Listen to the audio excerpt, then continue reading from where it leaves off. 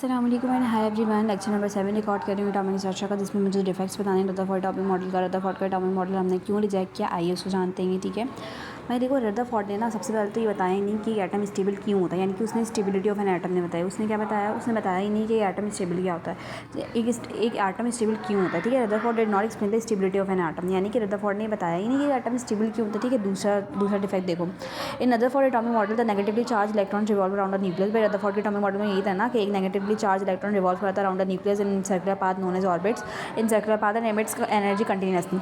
अब जब कोई भी कंटिन्यूसली रिवॉल्व करेगा तो उसमें से एनर्जी क्या होगी, एमिट होगी, यानी कि एनर्जी का लॉस होगा। ठीक है, सही है ना बच्चों। मैंने क्या बताया, सबसे पहले रदरफोर्ड ने ये नहीं बताया कि एटम स्टेबल क्यों होता है, और दूसरा क्या है कि रदरफोर्ड के एटॉमिक मॉडल में जो नेगेटिवली चार्ज इलेक्ट्रॉन था वो अराउंड न्यूक्लियस में ऑर्बिट में रिवॉल्व करा, कंटिन्यूसली क्या कर रहे हैं, एनर्जी को लॉस करे, यानी कि एनर्जी को एमिट करे, यानी एनर्जी को बाहर निकाले। ठीक है ना, due to continuous loss of energy, energy का कंटिन्यूसली लॉस हो रहा है तो एक ऐसा स्टेज भी आ जाए कि न्यूक्लियस के ऊपर आके इलेक्ट्रॉन क्या होगा, गिर जाएगा, और फिर ऐसा क्या होगा, एज अ रिजल्ट क्या होगा कि ये एटम तबाह हो जाएगा। ठीक है, इस तरीके से आपको क्या पता चला है कि एटम क्या है, अनस्टेबल, लेकिन एटम अनस्टेबल नहीं होता है, एटम क्या होता है, स्टेबल होता है। ठीक है, अच्छा उसकी वजह क्या है, वो उसकी वजह मैं आपको बाद में बताऊंगी, लेकिन मैंने आपको सबसे पहले क्या बताया कि एटम स्टेबल होता है, ये नहीं बताया रदरफोर्ड ने। दूसरा उसने क्या बताया कि भाई इलेक्ट्रॉन जो होंगे वो सर्कुलर पाथ में रिवॉल्व करते रहेंगे कंटिन्यूसली अपनी एनर्जी को इमिट करते रहेंगे, और एक ऐसा वक्त आया कि वो न्यूक्लियस के ऊपर आके गिर जाएंगे, लेकिन ऐसा नहीं होता है, सब कुछ प्रैक्टिकली नहीं होता है। ठीक है ना, इधर रिवॉल्विंग इलेक्ट्रॉन, अगर क्या नाम है रदरफोर्ड के मुताबिक एक रिवॉल्विंग इलेक्ट्रॉन कंटिन्यूसली क्या नाम एनर्जी को इमिट कर रहा है, तो इसका मतलब ये कि इसका कंटिन्यूस स्पेक्ट्रम बनेगा। ठीक है, स्पेक्ट्रम का जो पूरा टॉपिक है ना वो मैं आपको समझाऊंगी। ठीक है ना,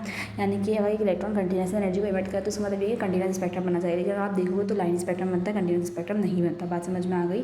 तो मैंने आपको तीनों के तीनों डिफेक्ट्स बता दिए। अपने स्पेक्ट्रम के बारे में बता दूँ। देखो ये प्रिज्म होता है, ट्रायंगुलर पीस ऑफ ग्लास होता है जिसको हम बोलते हैं प्रिज्म। ठीक है ना, तो प्रिज्म से अगर मैं कोई लाइट पास करवा दूँगी तो क्या होगा कि 7 कलर्स निकलते हैं जिसको हम बोलते हैं विबग्योर, यानी कि violet, indigo, blue, yellow, orange और रेड, विबग्योर बोलते हैं इसको। ठीक है, तो ये जो कलर्स का पैटर्न निकला है ना विबग्योर, ये जो 7 कलर का पैटर्न निकला है इसको हम क्या बोलते हैं, स्पेक्ट्रम। इसको हम क्या बोलते हैं, स्पेक्ट्रम।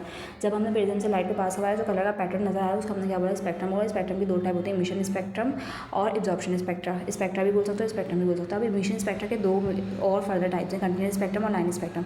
तो कंटिन्यूस स्पेक्ट्रम में क्या होगा कि कलर्स कंटिन्यूस होंगे, ठीक है, जैसे कि रेनबो में होंगे। और लाइन स्पेक्ट्रम में क्या होंगे कि क्या नाम है, सेपरेट होंगे, कलर्स का नाम है वाज़ेह नजर आ रहे होंगे, एक दूसरे में बैंड नहीं होंगे। ठीक है, और क्या होगा कंटिन्यूस स्पेक्ट्रम में क्या होगा मेरा बेटा, कि इसमें ना कोई लाइन नहीं होगी, मतलब कोई कलर डिस्टिंग्विश नहीं होगा, कोई कलर एक दूसरे से अलग नहीं होगा, सब मिक्स होंगे। और इसमें क्या होगा, एक डार्क लाइन आपको नजर आ रही होगी लाइन स्पेक्ट्रम में। तो यही बात बताई जा रही है कि अगर एक इलेक्ट्रॉन कंटिन्यूसली एनर्जी को इमिट करा तो उसका कंटिन्यूस स्पेक्ट्रम बनना चाहिए, लेकिन यहाँ पे तमाम एटम्स का क्या बनता है, लाइन स्पेक्ट्रम बनता है। ठीक है, तो ये फिर क्या नाम है, मेरे पास नील बोर आ गए थे और उन्होंने बताया था कि भाई क्या क्या गलती की थी रदरफोर्ड ने। सही है, रदरफोर्ड ने क्या नहीं बताया था, स्टेबिलिटी नहीं बताई थी एटम की, एक एटम स्टेबल क्यों होता है। उसने ये बोला था कि ये इलेक्ट्रॉन कंटिन्यूसली क्या नाम है, रिवॉल्व करता रहेगा अराउंड द न्यूक्लियस। ठीक है, और कंटिन्यूसली एनर्जी को इमिट करेगा, एज अ रिजल्ट ऐसा वक्त आया कि वो न्यूक्लियस के ऊपर आके गिर जाएगा और एटम तबाह हो जाएगा, लेकिन ऐसा प्रैक्टिकली नहीं होता। दूसरा उसने क्या बोला था कि उसने ये बोलता ना कि इलेक्ट्रॉन कंटिन्यूसली क्या नाम है, इमिट कर रहा है एनर्जी, तो अगर वो कंटिन्यूसली एनर्जी इमिट करता है तो उसका स्पेक्ट्रा कंटिन्यूस होना चाहिए, लेकिन हर एटम्स का जो स्पेक्ट्रा होता है वो क्या होता है, लाइन स्पेक्ट्रम होता है।